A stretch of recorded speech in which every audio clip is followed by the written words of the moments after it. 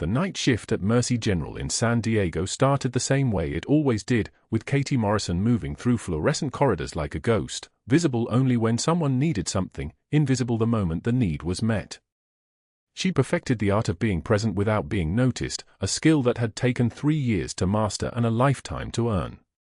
Her pale blue scrubs hung loose on a frame that carried itself with the kind of economy of movement that came from experience nobody asked about. The hospital smelled like antiseptic and tired air, a combination that had stopped bothering her sometime around year 2.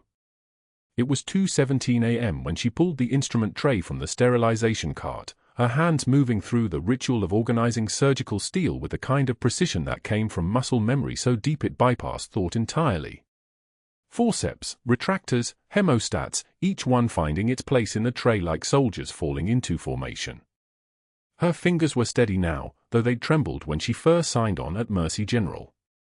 The tremor had been a problem then, a physical reminder of things she'd decided not to remember. She'd learned to grip harder, to let the cold metal bite into her palms, to trade the internal shaking for something she could control.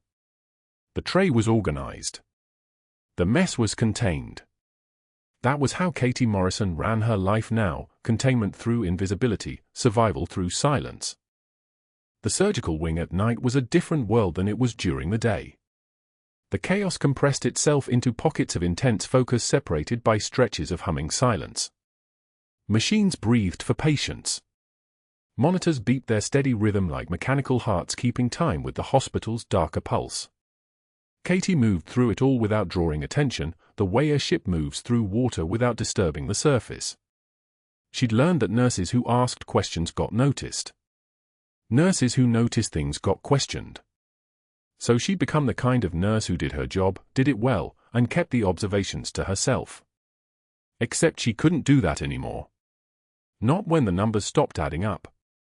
She was reviewing the supply invoices at the nurse's station at 2:43 a.m. when she first saw the pattern, a routine appendectomy for a 34-year-old male, surgical time 92 minutes, standard instruments, routine closure. The charge listed $4,000 for specialized instruments consultation. Katie's eyes moved back to the anesthesia line. Her eyes moved to the surgical notes. Her fingers moved to her pen, and she wrote the patient's chart number in the margin of the supply log, the one she kept in the small notebook she carried in her scrub pocket. One discrepancy could be a filing error. 2 discrepancies could be a coincidence. But Katie had found 43 discrepancies in 6 months. She didn't know she was being watched. Dr. Hargrove stood in the physician's lounge doorway with a cup of coffee cooling in his hand, his cologne, something expensive that smelled like ambition and old money, preceding him into the hallway. He was 51 years old, a surgeon with a reputation that preceded him like a spotlight, and he'd spent the last 8 years building a secondary income stream so lucrative it made his surgical salary look like pocket money. Phantom consultations billed to insurance. Surgical supply orders padded by 40%, the difference routed to shell corporations with addresses in Delaware. Equipment rentals for tools that never left the warehouse. It was beautiful work, really, the kind of fraud that operated in the spaces between oversight, built on the assumption that busy hospitals hired busy people who trusted the system. Then Katie Morrison had started on the night shift. He'd noticed her first as a competent nurse, excellent bedside manner, no complaints, the kind of employee who caused zero friction. But 3 weeks ago, something had shifted. She'd started asking questions. Gentle questions, the kind that sounded like curiosity rather than suspicion. "Doctor, I'm just confirming this charge, is this the standard instrument package for this procedure?" Or, "I notice the supply order here lists 3 times our normal quantity. Should I flag this for inventory?" Polite. Respectful. Deadly. Hargrove watched her now, her head bent over the supply documentation, her hands making notes in a small spiral notebook that she tucked away the moment she noticed movement in her peripheral vision. She looked up at him with the kind of face that gave nothing away, and that was when he understood, this woman wasn't asking questions because she was nosy. She was asking them because she already knew something was wrong. He approached the nurse's station with the casual confidence of a man accustomed to being obeyed, setting his coffee cup down on the counter with the kind of deliberate placement that suggested the cup itself was secondary to the message. Morrison, isn't it? His voice was smooth, the kind of smooth that came from practice. You've been very thorough with the paperwork lately. I've noticed. Katie met his eyes for exactly 2 seconds, long enough to be respectful, not long enough to be challenging. Her voice came out even, controlled, a voice like still water. Just trying to be accurate, Doctor. Accuracy is important. Hargrove smiled, and it was the smile of someone who'd never had to fight for anything. But sometimes in a hospital this size, too much attention to detail can create complications. Administrative complications. The kind that slow things down for everyone. He leaned against the counter, close enough that she could smell the cologne, far enough that the move could be interpreted as casual. I'd hate to see a talented night shift nurse get caught up in something like that. It could be very bad for her career. Katie's pen was still in her hand. She set it down on the desk with deliberate control, the click of plastic on laminate sharp enough to cut the silence between them. Her hands didn't shake. Her voice didn't waver. When she spoke, each word was measured like medication, precise like a surgical incision. I'm just reviewing the charts as required by protocol, Doctor. Of course. Hargrove's smile widened, but something behind it had hardened, the way a lake's surface hardens when the winter comes. I'm sure that's exactly what you're doing. He straightened, reaching for his coffee cup. Sometimes thoroughness can be a liability in a place like this. I'd keep that in mind if I were you. For your own good. He walked away before she could respond, his shoes clicking against the tile floor in a rhythm that sounded like a countdown, and Katie's hand started trembling the moment his silhouette disappeared around the corner toward the physician's lounge. She pressed her palms flat against the desk, feeling the cool laminate against her skin, using it the way she'd learned to use cold water, as an anchor point, something real to hold onto when the internal shaking threatened to crack through the surface. Her breath came in through her nose and out through her mouth, controlled, the way they'd taught her in field medicine, the way you breathed when you were performing surgery under mortar fire with your hands moving and your mind compartmentalized, and everything that could fall apart had to stay together because people were dying and you were the only person who could stop that. But that was a different life. That was the reason she was here, in these fluorescent corridors at 2:33 a.m., doing the kind of work where nobody asked questions about your background, and the worst thing that could happen was someone died and you were blamed for it, not because you'd failed but because you were the easiest target. It was safer here. Quieter. Nobody needed to know who Katie Morrison had been before she became a night shift nurse. She picked her pen back up, her hand steady now, the tremor locked down behind the same walls that held back everything else. The supply invoice was still there, the numbers still telling their story. She added 2 more entries to her notebook, small cramped writing that only she would ever read, documentation that existed only as insurance against the possibility that someone might one day ask her to explain why she'd stayed quiet. She'd learned that lesson in Tikrit, the importance of documentation, the power of detailed notes, the way the truth written down could become the truth that survived. Her next patient was in room 4, post-op appendectomy from earlier that evening, vital stable, wound dressing due for a change at 0300 hours. Katie gathered her supplies, sterile gauze, antiseptic solution, fresh tape, and moved toward the room with the kind of grace that looked effortless but came from years of practice, from learning how to move through spaces without disrupting them, from understanding that efficiency was invisibility and invisibility was survival. When she peeled back the dressing, her hands moved with precision that belonged in an operating theater, not a hospital corridor at 3 in the morning. She assessed the wound site with the kind of attention that registered everything, the healing line, the slight inflammation at the left margin, the way the tissue responded to her gloved touch, information flowing through her fingertips like a language she'd learned to read before she learned to read English. Her hands had held pressure bandages while IEDs detonated close enough to shake her teeth. They performed cricothyrotomies under small arms fire. They'd stitched wounds in light so bad she was operating by touch, surgical instinct, and prayer. A routine post-op dressing change was something she could do in her sleep, and had, many times. "How's the pain level?" she asked the patient, her voice soft, the voice she used for patients, different from the voice she'd used for Hargrove, softer, the voice of someone who wasn't hiding anything because she had nothing that belonged to the surface.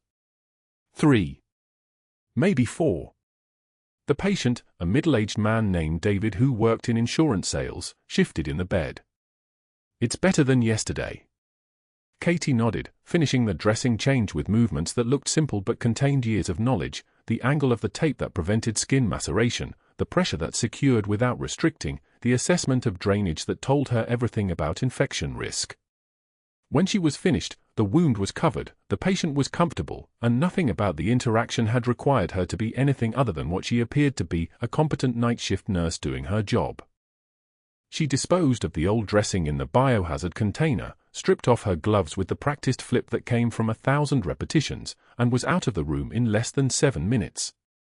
The documentation took another 3, patient notes, vital signs, assessment of wound healing. All recorded. All documented. All adding to the invisible history that proved she'd been here, that she'd done this, that she existed in this hospital as more than just a shadow passing through fluorescent-lit hallways. The reason she documented everything, the reason she kept that small spiral notebook, the reason she asked questions about supply orders and billing codes was buried deep enough that she almost didn't acknowledge it to herself anymore. But it was there, underneath the composure and the invisibility and the 3 years of saying nothing about anything that mattered. In her locker, wrapped in a garbage bag at the bottom, underneath her spare shoes and the extra cardigan she kept for when the hospital air conditioning became too aggressive, there was a pair of combat boots. They'd been polished once, back when she cared about things like appearance and status and the idea that anyone could tell who you were by looking at you. Now they were caked with sand, Iraqi sand, Tikrit sand, the sand that had worked its way into every crevice during a deployment that had ended with her waking up screaming and the Navy offering her an honorable discharge and the kind of paperwork that suggested she might benefit from civilian life. The boots were why she was careful. Why she noticed things. Why she couldn't look away from billing fraud even though looking away would have been so much safer. Because she'd learned in Tikrit that the small things mattered, that attention to detail could save lives, that the people who noticed everything were the ones who survived. And she was very, very good at surviving. Katie had seen predators before. She'd treated them in field hospitals, stitched them up while their hands still shook from adrenaline, watched them calculate distance and weakness the way wolves do. She recognized the look in Dr. Hargrove's eyes 3 days later when he gathered the surgical team around the nurses' station during morning rounds, his voice carrying across the department like a blade finding its mark. "I'll make you all a bet," he announced, ensuring every resident, every nurse, every administrator within earshot turned to listen. "Our overly diligent Miss Morrison here won't last the week." He gestured toward Katie without looking at her, the dismissal absolute. "Any takers? I'm feeling generous, I'll give you 2-to-1 odds. Who wants a piece of that action?" Laughter rippled through the group. Nervous laughter. The kind that comes when people watch someone decide whether to fight or fold. Katie's jaw tightened. She kept her eyes on the patient chart in front of her, the vital signs blurring slightly as she forced her breathing steady. Her hands didn't move. Her shoulders didn't tense. The kind of stillness that comes from years of practice, from learning in Tikrit that the difference between panic and survival was sometimes just the space between one breath and the next. "Nothing to say, sweetheart." Hargrove pressed, the condescension in his voice like honey mixed with acid. She took one measured breath. Lifted her eyes to meet his. In that moment, the fluorescent lights hummed their mechanical song overhead, and Katie's voice came out quiet as still water. "I've outlasted better men's expectations, Doctor." The words landed. The room didn't just go silent, it held its breath.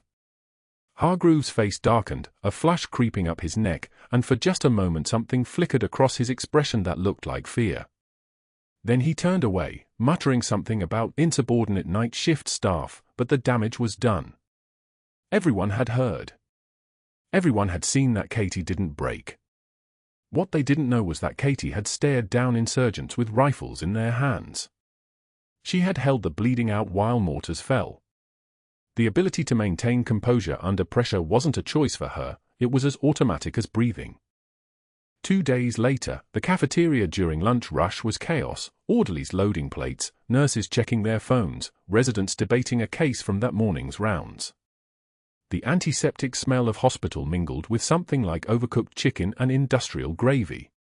Katie moved through the crowd with her tray, just another invisible nurse in scrubs, when she passed Hargrove's table where he sat with 3 board members, the kind of men whose names appeared on the hospital's masthead, the kind who moved money around and made decisions that affected thousands of people. He extended his foot casually. Almost accidentally. Her tray caught the edge. The crash was deafening, soup splashing across tile in a wide arc, glass shattering, the sound cutting through the cafeteria noise like a gunshot. Every conversation stopped. Every eye turned. In hospital settings, a person either became a victim or a threat. There was no middle ground. So clumsy, Hargrove said, his voice loud enough for the surrounding tables to hear, loud enough for the narrative to spread. Perhaps night shift is too demanding for you, Morrison. Perhaps you should find easier work. Somewhere less challenging. Katie knelt slowly. Her hands moved with deliberate precision as she began gathering the broken pieces, picking up soup-soaked napkins, stacking the smaller shards of glass carefully so they wouldn't cut her fingers. A single tear slid down her cheek, not from shame, not from fear, but from the sheer effort of holding herself together in a moment designed to shatter her. She wiped it away with the back of her wrist without breaking eye contact with Hargrove. Accidents happen, Doctor. I'll clean it up. Her voice didn't waver.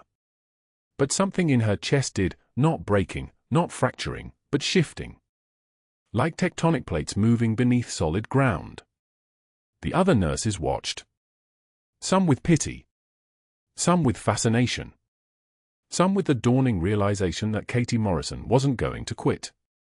Not because she was tough, but because something much deeper than toughness ran through her. A resident named Chen reached down to help her gather the debris, but Hargrove cleared his throat sharply. Chen froze, straightened, and moved away. A reminder, silent and brutal, that there were consequences for taking sides against him. The final humiliation came during the pre-op briefing the next morning. The surgical team gathered in the conference room, residents, nurses, the perfusionist, Katie reviewing the patient file for a routine appendectomy. The case had been upgraded to priority status that morning, flagged as urgent. Katie had noted the billing codes attached to the procedure request, $4,000 in specialized instruments. For an appendectomy. Hargrove stood at the head of the table, reviewing the surgical plan when he accidentally swept a patient chart off the edge of the desk. Papers scattered across the floor in a wave of white, some of them sliding under chairs, some landing at Katie's feet. "Pick that up, sweetheart," he said with a sneer, making no move to help. "Unless that's too complicated for you." The surgical residents froze. A moment stretched where everyone held their breath, the same kind of moment that happens in nature right before something predatory decides whether to attack or retreat. Katie bent without hesitation. She gathered every page with deliberate precision, each movement controlled, each motion exact. No rush. No anger. Just the methodical work of someone who had operated under pressure so many times that it felt like the only way to be. She stacked the papers, straightened them, tapped them against the table to align them perfectly, and handed the chart back to Hargrove. "I've been called worse by better men, Doctor," she said, her voice steady as a surgical laser. "I'll survive your insecurity." The room went so quiet you could hear the ventilator in the ICU down the hallway, the distant mechanical wheeze of breathing machines keeping people alive in places where Hargrove would never admit he needed help. His face flushed dark red. His hands clenched. For just a moment, she saw him calculate whether to escalate, whether to push harder, whether he could break her if he simply tried louder. He couldn't. He looked at her and understood, finally, that what he was doing didn't work. Katie turned back to the patient file, her attention already moving away from him, and that dismissal, that casual return to focus, seemed to anger him more than any confrontation could have. He left the room 10 minutes later, muttering about incompetent staff, but everyone in that conference room had witnessed something. Katie Morrison wasn't going to quit. She wasn't going to cry in a supply closet. She wasn't going to call her union rep or file a complaint or fade away. She was going to stay. What they didn't know was that staying was the hardest thing she could possibly do. The emergency admission came through at 6:16 p.m. on Thursday, labeled acute appendicitis, requiring immediate surgery. Katie saw the name on the intake chart and something froze inside her chest for exactly 1 second before she forced it moving again. Sergeant Major James Rivera, USMC. She didn't approach him during prep. She didn't introduce herself. She maintained her careful invisibility, moving through the preoperative area like a ghost, checking monitors and fall lines and the paperwork that would follow him into surgery. But her heart was moving in ways she'd trained herself not to feel for 20 years. Rivera was 28, built like someone who had spent his entire adult life either training or fighting, covered in scars that told stories she recognized the shape of: shrapnel wounds, blast burns, the kind of injuries that came from being in places where the world exploded. He was agitated, asking repeatedly for the best surgeon in the hospital, his Marine training making him understand that in medical emergencies, rank and reputation mattered. Hargrove took the case personally. Katie watched him review the chart, saw the calculation happen in real time: a decorated Marine, a high-profile surgery, the kind of case that looked good in a hospital newsletter. What Hargrove didn't see was Rivera's eyes tracking Katie as she moved through the pre-op area, something working in his memory, a recognition building in the neural architecture of survival. "Do I know you?" Rivera asked quietly as she checked his for placement. Katie's hand stilled for just a moment. Muscle memory wanted to respond in military protocol. Everything in her wanted to say his name, to acknowledge the connection, to tell him that she remembered him too. But she didn't. "I don't think so, sir. Just here to prep you for surgery." Her voice cracked slightly on the word "sir," and she saw his eyes narrow, saw him trying to place where he knew that voice from. In the OR, Katie reviewed the anesthesia protocol that Hargrove had approved, and something made her breath catch. The dosages were borderline negligent, not obviously wrong, not immediately dangerous, but corners cut in ways that increased risk. For a patient Rivera's size, the margin for error was narrower. The numbers didn't match the guidelines. The numbers matched a pattern she'd been documenting. She pulled a resident aside, one of the younger ones, still new enough to respect competence when he saw it. "These numbers don't look right for a patient his size," she said quietly. The resident shifted uncomfortably, glancing toward the door where Hargrove was prepping for surgery. Dr. Hargrove approved it. "It's how he does things." Katie's jaw set. She documented the discrepancy in her nursing notes anyway, a paper trail, a record, the kind of thing that medics in combat zones learn to do because otherwise there was nothing to prove what happened when people died on the table. Documentation was survival. In the OR observation room, a hospital administrator reviewed billing codes with Hargrove, the two of them huddled together like conspirators finalizing a transaction. Specialized instruments. For $1,000. The usual arrangement. Katie passed by. She overheard fragments. She made mental notes. Hargrove caught her lingering, his eyes going cold as winter water. "Something you need, Morrison." She shook her head but didn't look away. "Just making sure everything's ready for the patient, doctor." The surgical intake board at Mercy General listed 17 cases for Monday morning. Katie's eyes caught on one name in particular: Sergeant Major James Rivera, 32 years old, acute appendicitis, emergency surgery scheduled for 11:02 a.m. Her hands went still on the keyboard. Rivera. 20 years fell away in a single moment. The 8-year-old boy she'd pulled from a burning vehicle in Tikrit, screaming her name as flames consumed the street around them. The boy who should have died in that fire. The boy whose eyes had locked onto hers with a recognition that transcended childhood, the look of someone whose life had just pivoted on a stranger's willingness to run into hell. She'd carried him 2 blocks through mortar fire, his small body impossibly light, her own body moving on pure operational instinct. Field medic training. Muscle memory. The refusal to leave anyone behind. That boy had become a Marine. A sergeant major. And now he was lying in pre-op at her hospital. Katie pulled up his surgical file with trembling hands, not fear, but restraint, the kind that comes from holding something enormous inside. His charts were routine. Appendicitis confirmed via CT, clear medical history. Standard anesthesia protocol listed. She scrolled to the attending physician. Dr. Hargrove. Of course it was Hargrove.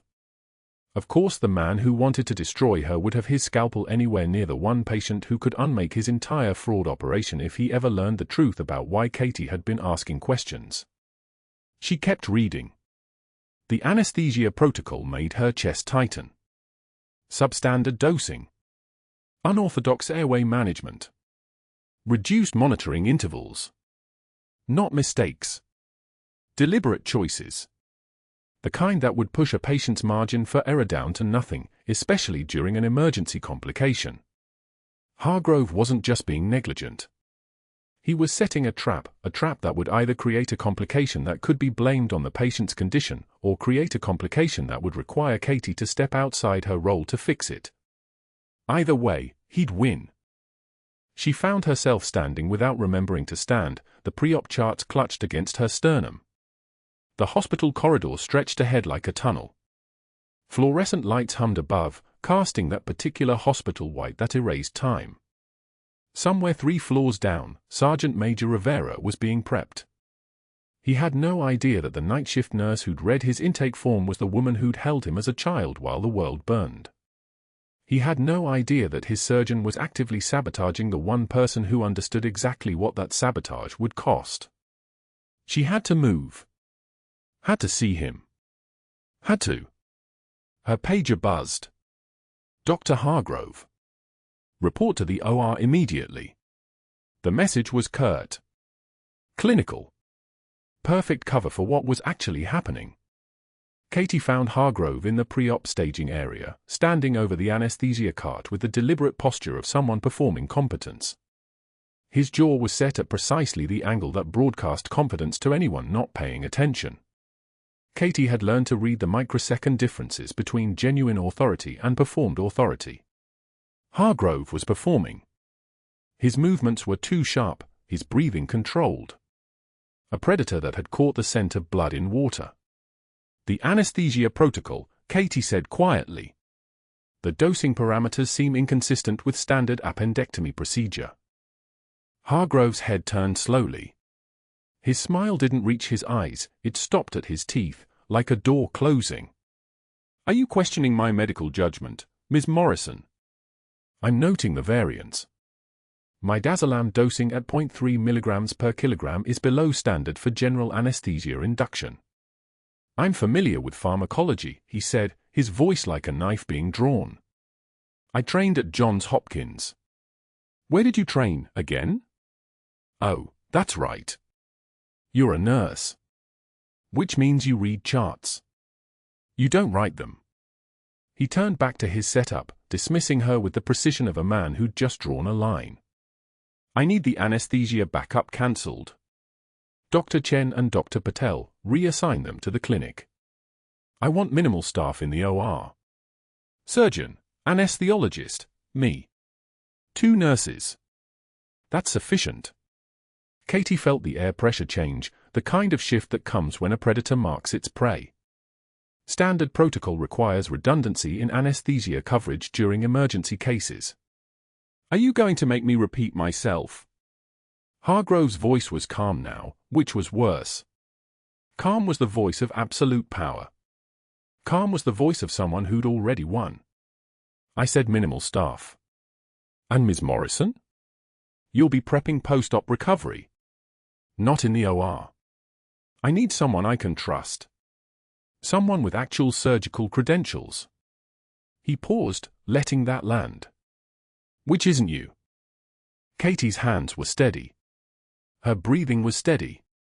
The voice that came out was steady, though it came from somewhere deeper than her chest, somewhere that remembered Tikrit, that remembered the weight of a child in her arms, that remembered the exact moment she'd decided that some kinds of strength required looking like weakness. Understood, doctor.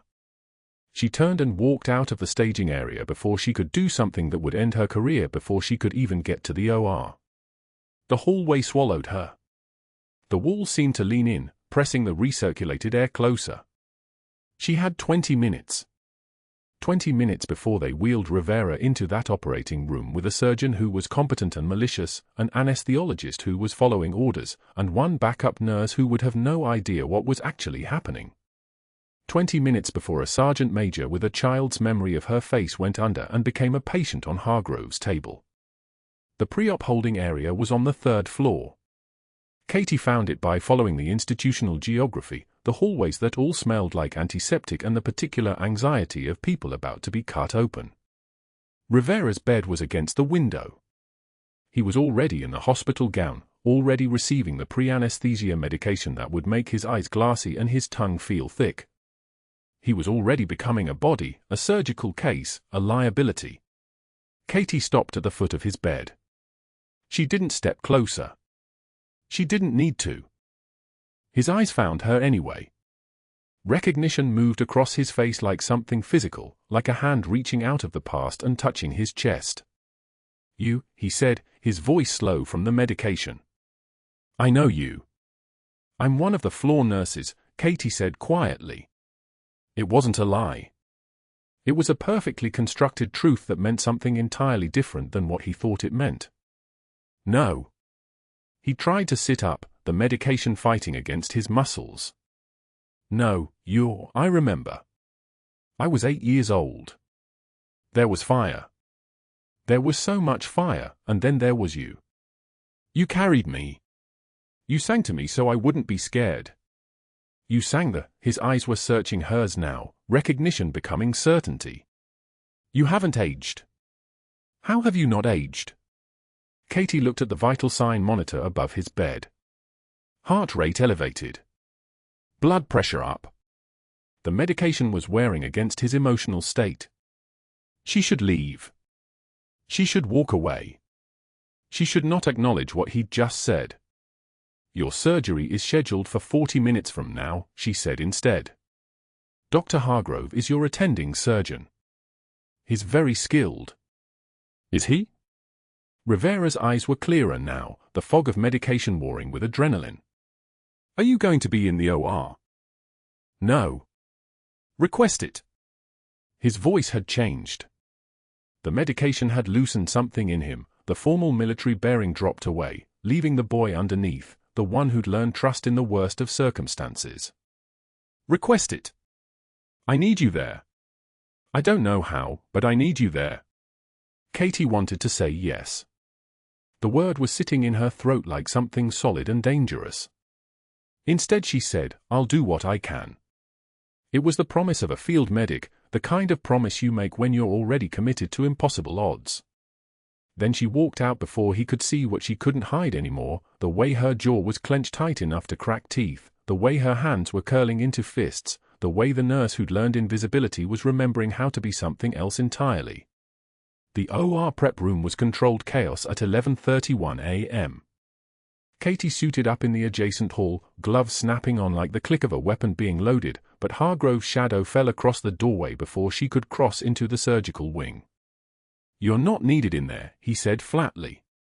"Backup protocols are suspended at my discretion."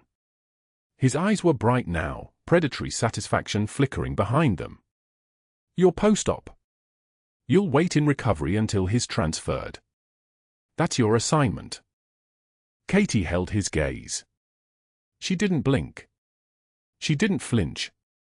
She simply looked at the man who decided that personal vengeance was more important than patient safety, and she made a mental note of the exact angle of light on his face, the exact timbre of his voice, the exact moment he'd stopped pretending to be competent and started performing being untouchable. "Understood, Doctor." She watched him walk into OR 3. She watched the doors close. She watched the clock above the nurse's station tick toward 11:41. And she stood in the recovery bay with every neuron firing, every muscle locked, her mind already running the protocols for everything that could go wrong, the calculations of exact seconds and exact procedures, the way a woman with a senior chief's training never fully stopped being a medic, no matter how long she wore scrubs and kept her mouth shut. 16 minutes into the surgery, the alarm started. The anesthesia monitor beeped its steady rhythm as the surgical team positioned Sergeant Major James Rivera on the table. Hargrove stood at the head of the bed, his movements precise but his eyes cold, calculating. He'd learned this craft well over the years, how to kill without leaving evidence, how to make a complication look natural. The propofol drip began at 0620 hours. Katie was in the hallway outside OR 3, restocking trays with mechanical efficiency when she heard the first alarm. Not the gentle reminder of a monitor drift. The urgent wail of O2 saturation dropping. She stopped. The surgical nurse inside, Derek Thompson, would be checking tube placement. But the alarm kept climbing in pitch. Then another alarm joined it. Heart rate accelerating. Blood pressure falling. The cascade of a body in crisis. Katie's hands moved on their own. 16 minutes into the case. She checked the wall clock. Too soon for any surgical complication. Too sudden. The hallway outside OR 3 had a crash cart positioned at the nursing station. Katie was already moving toward it when the overhead speaker crackled. "I need anesthesia support in OR 3. Now." Hargrove's voice, tense. Not commanding. Uncertain. The kind of voice that said he'd recognized something was wrong and had no protocol for it. Katie pulled open the crash cart drawer. The 14-gauge needle sat in its tray, the tool for emergency needle decompression, for releasing the pressure building in a collapsed lung when seconds meant the difference between consciousness and death. She'd performed this procedure 4 times in Tikrit under mortar fire, her hand steady while the building shook around her. Once in a field hospital with nothing but a sterile needle and prayer. The muscle memory was eternal. She didn't enter the OR. Protocol didn't allow it. Hargrove had made sure of that. Instead, she positioned herself at the threshold with the needle visible. Through the window she could see the monitors. Oxygen saturation, 58% and dropping. The patient's chest wasn't rising with the ventilator. Tension pneumothorax, air trapped in the pleural space compressing the lung, collapsing the heart. A needle was the only thing that would save him. Hargrove stood frozen at the head of the bed, staring at the monitors as if they might change if he waited long enough. His hands hung motionless. 30 seconds of paralysis. 40. The O2 sat hit 48%. Katie held up the needle. Made eye contact with Derek at the surgical field. Moved 1 step into the room's threshold. Every motion controlled. Every breath measured like she was loading a weapon. Derek saw her. His eyes widened. He looked at Hargrove. Got nothing but a man carved from stone, watching his plan unfold exactly as intended. Katie moved into the hallway space where no one would question her presence. Found the landmarks on the sergeant major's exposed chest, second intercostal space, mid-clavicular line. The anatomy was exactly the same as it had been in Tikrit, the physics of air and pressure eternal. She didn't hesitate. The needle went in like she'd done it 1,000 times. The hiss of air escaping. The sound was everything. The hiss that meant pressure release. That meant breathing room returning to lungs. That meant a man didn't die on a table while his own surgeon watched it happen. The O2 sat climbed. 60. 70. 85. Normal rhythm returning to the monitor like a prayer answered in real time. The sergeant major's heart rate normalized. His blood pressure stabilized at 118/72, alive, stable, saved by a nurse with muscle memory that transcended rank and time. The silence in OR 3 lasted exactly 3 seconds. Then Derek exhaled like he'd been holding his breath since the first alarm. Hargrove's face had drained of all color. He stood staring at the monitors registering a patient who should have died, saved by someone he'd specifically excluded from this room. His lips moved. No sound came out. Katie withdrew the needle. Turned. Walked back into the hallway and replaced the used equipment on the crash cart as if she'd just stepped out for supplies. Her hands didn't shake. Her breathing remained level. The composure of a woman who'd held this kind of pressure and darkness before, who'd learned that the truest power was in staying motionless when chaos begged for reaction. The sergeant major lived through the closure.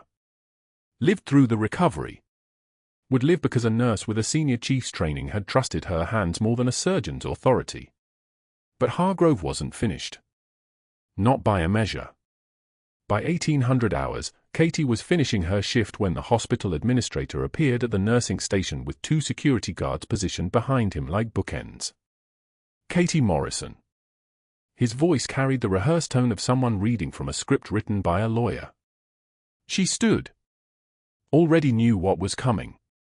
Had known the moment she'd pushed a needle into the sergeant major's chest that she'd crossed from invisible to visible, from silent to dangerous.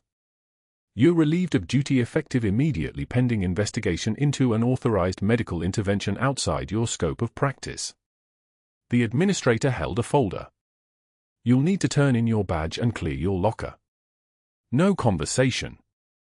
No due process. Just a statement of predetermined outcome. The walk to her locker felt longer than 3 years of night shifts. Nurses she'd worked with for 36 months suddenly found reasons to look away. The fluorescent lights buzzed overhead like insects trapped in plastic casings. Someone had left a single cardboard box on the bench, the kind used for moving. Katie opened her locker. Family photographs. A coffee mug with a coffee stain she'd never cleaned out. 3 pairs of backup scrubs, all navy, all identical.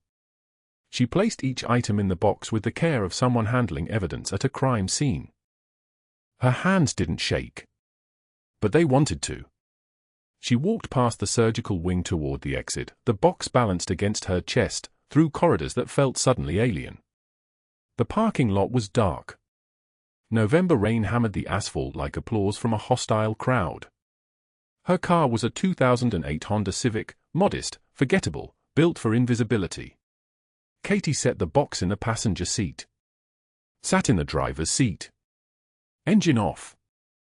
Lights off. Just a woman in a dark car in a rain-soaked parking lot, staring at nothing while her life reorganized itself into chapters she hadn't written. An hour passed. Maybe 90 minutes. Time became liquid in the dark. Her trunk key was on the same ring as her badge, the one the security guard had already collected. But the manual release was there on the floor of the passenger compartment. She got out into the November cold, rain soaking her scrubs, and opened the trunk. The garbage bag was still there. Wrapped around the pair of worn combat boots, the leather cracked from 20 years and 3 tours, the sole scuffed with ticred sand that would never come clean. She'd bought these boots in 2003 at a supply depot in Kuwait. Wore them through Fallujah. Wore them the day a 8-year-old boy in a burning vehicle became a reason to stop being a warrior. The day she decided that enough death was enough death. Katie lifted one boot. The leather was cold. She ran her thumb over the laces, frayed from use, from gear ups and gear downs, from running toward explosions instead of away. The boots were the only thing she'd kept. Everything else had been donated or burned or left in storage units that were probably emptied years ago. She held the boot to her chest. Set it down. Closed the trunk. The drive home took 20 minutes. Her apartment was small, 1 bedroom, the kind of place where you disappeared into walls painted contractor beige. She sat on the living room floor with the cardboard box beside her and didn't turn on lights. Just sat in the dark, listening to rain hammer the windows, waiting for her hands to stop wanting to shake. They never did, entirely. But she learned to live with the tremor.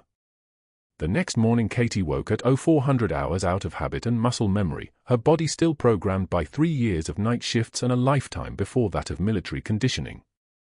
The apartment was silent. She dressed in civilian clothes that felt like wearing someone else's skin, jeans, a sweater, nothing that said nurse or warrior or anything at all. She made coffee. Sat at her kitchen table. Stared at her hands in the grey morning light. By 0830 hours, she was parking at the San Diego VA hospital, the civilian entrance, the one where veterans went to be treated instead of treating. She'd worked trauma wings. She'd trained other nurses. She'd walked these hallways as a provider. Now she walked in as someone broken enough to need the system she'd spent her career serving. The waiting room was filled with the specific flavor of human wreckage that only combat produced. Men missing limbs. Women with eyes that didn't track properly. A veteran in the corner with his hands folded so carefully they might shatter. Katie took a number from the dispenser and Saturday. The intake form asked for her reason for visit in clinical language, primary presenting concern and duration. She stared at the blank line for a long time. Her pen hovered. Then she wrote, Navy Senior Chief Petty Officer, Combat Medic, Tikrit 2003 to 2004. PTSD. Insomnia. Hypervigilance. Lost my job. Can't be invisible anymore and don't know how to be visible. The words felt like surrender. They felt like the moment you finally admitted you were drowning. An older Marine sitting across from her, maybe 70, with a Bronze Star pin on his shirt, noticed her hands trembling as she filled out the form. He nodded once. Not sympathy. Recognition. The specific acknowledgement of someone who'd worn the weight and knew its exact dimensions. Welcome home, sister, he said quietly. Katie's composure cracked like old leather finally breaking under pressure. The tears came before she could stop them, streaming down her face in the waiting room of the VA, surrounded by other broken veterans who all understood that the worst battles happened after the uniform came off. She wasn't invisible anymore. And among these people, that was finally safe. The next 2 days dissolved into medical appointments and psychological evaluations. They gave her paperwork. They scheduled follow-ups. They prescribed medication she'd never taken. On the afternoon of the second day, her son Danny burst through the apartment door like a Marine breaching a building, his face flushed with the kind of intensity that only teenage righteousness could produce. In his hands was a wooden shadow box she'd hidden in the attic. The wooden shadow box felt heavier in Danny's hands than it should have. Inside, behind glass, sat the medals Katie had never mentioned, a Bronze Star with the oak leaf cluster, a Purple Heart with its ribbon still crisp, the Navy Commendation Medal with Combat V, and beneath them all, a photograph so old the colors had faded to sepia. 8-year-old face. Iraqi dust. A girl in Navy utilities holding a bleeding child like he was the only thing that mattered in the world. Katie sat on the apartment floor surrounded by discharge papers, that pair of worn combat boots in her lap, when her son burst through the door. 17 years old, Danny moved like righteous fury in a hoodie, his face flushed with the kind of intensity that only teenage conviction could produce. He didn't knock. He didn't hesitate. Mom, they fired you for saving someone's life. His voice carried the weight of something he'd finally understood. They fired you because you did your job better than the person running the place. Look at this. Look at what you are. She stared at the shadow box. Her hands didn't move. For 3 years she'd kept those boots hidden in a car trunk like contraband, like evidence of a crime. For 3 years she'd worn invisibility like armor, night shift after night shift, pushing papers, asking questions nobody wanted her to ask, becoming the kind of person people looked through instead of at. And in 24 hours it had all collapsed. The needle decompression had exposed her competence. The competence had exposed her. Now Danny was holding proof of who she'd actually been all along. We're going back, Danny said. It wasn't a request. We're going back to Mercy General right now, and we're showing them exactly what they did. She wanted to tell him no. The instinct ran deep, keep quiet, stay invisible, don't make waves, don't let anyone see you. But that voice belonged to someone who'd already lost everything that mattered. Katie pulled on those boots. She stood. She grabbed the shadow box from Danny's hands and carried it to the car like it was a weapon that had finally, after 2 decades, become necessary. The drive to Mercy General took 18 minutes. Rain hammered the windshield like applause for a performance nobody asked for.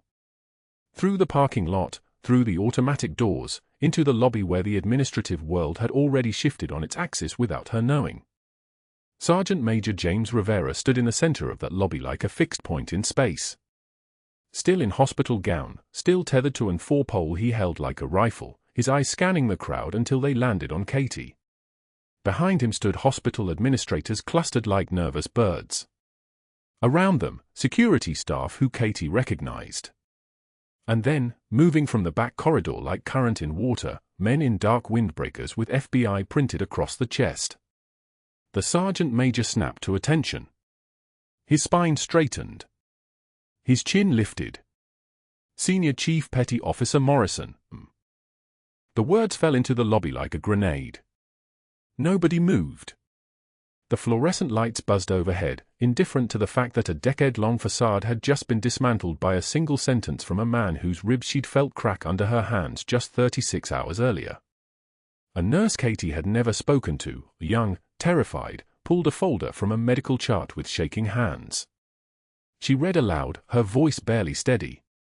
Patient states, this woman pulled me from a vehicle fire in Tikrit in 2004. I was a child. She's the reason I joined the Corps. Then the doors opened again. A man in navy dress blues, chevrons, and breast insignia announcing rank that made the hospital administrators straighten involuntarily, stepped forward from a gathering crowd Katie hadn't noticed forming. Behind him came two more in identical dress uniforms. The man's voice carried across time and distance and 3 years of invisibility like an acoustic weapon.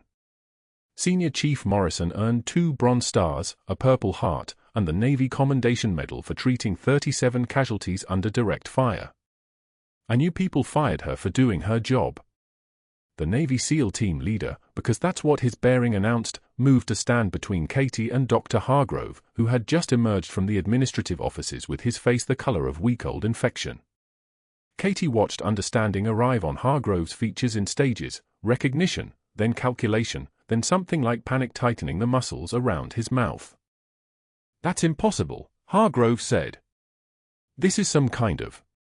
Quiet. The sergeant major said it without volume, but the word landed hard enough to stop him mid-sentence. With your permission, there are some FBI agents here who have some questions for Dr. Hargrove about billing fraud, wire fraud, and witness tampering. The FBI agents moved with practiced efficiency, the kind that suggested they'd been waiting in the parking lot for exactly this moment. One of them approached Hargrove with handcuffs already visible. Dr. Richard Hargrove, you're under arrest for healthcare fraud, wire fraud, and witness tampering. You have the right to remain silent. Hargrove's face twisted. He stumbled backward, and for a moment Katie saw him clearly, not as the man who'd thrown patient charts at her feet or mocked her in the cafeteria, but as someone who'd built an entire existence on the assumption that his position made him untouchable. That assumption was collapsing in real time. One of the hospital board members he'd called in favors from stepped forward, his face carefully neutral. For the record, I'm resigning from the board effective immediately and cooperating fully with federal investigators. The second board member followed. Then the third. They moved away from Hargrove like he'd suddenly become radioactive, which, administratively speaking, he had. The hospital CEO, Patricia Grant, took the microphone at the security desk. Her voice projected across the lobby with the kind of authority that came from 20 years of institutional power. Effective immediately, Dr. Hargrove is terminated from Mercy General. Senior Chief Morrison, we owe you an apology. More than that, we'd like to offer you a consulting position on rebuilding our surgical protocols and veteran care program. Katie didn't respond. The shadow box felt light now, weightless in her hands. Around her, a perimeter had formed, not hostile but protective. Sergeant Major Rivera stood with his four-pole like a staff of office. The Navy SEAL team leader held his ground. And then, impossibly, she saw them, medical staff she recognized, nurses who'd worked night shift alongside her, even a doctor who'd asked her questions about billing discrepancies 18 months ago and been brushed off by Hargrove's allies. They were forming a circle. Not consciously, not with intent, but with the muscle memory of people who'd recognized their own. Sergeant Major Rivera's voice cut through the ambient chaos of radio static and administrative panic. Tikrit, 2004. I was 8 years old. My father was driving when we hit an IED, that's an improvised explosive device, for those who don't know military operations. He paused. The entire lobby had gone absolutely still. My vehicle caught fire. I was trapped. I don't remember much except the heat and the smell of burning plastic and the certainty that I was going to die there. And then she came through the flames. He pointed at Katie. His hand steady despite the four in his wrist. Despite everything. She ran through active fire from an intersection 3 blocks away. Her unit was returning fire to suppress muzzle flashes while she pulled me out. She held pressure on the bleeding while we waited for medevac. She spoke to me in Arabic. She kept me alive for 3 hours while we waited for the helicopter. I didn't know her name. Didn't know her rank. Spent 20 years trying to find her because she was the reason I was alive.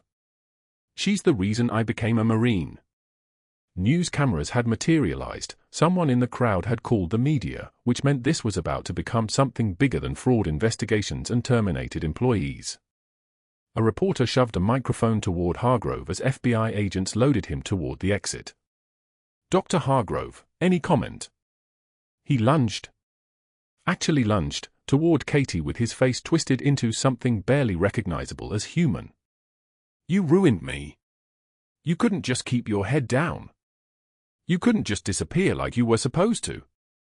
Commander Webb, the Navy SEAL, stepped between them with a kind of movement that suggested he'd done this professionally in far more hostile environments. His voice was quiet.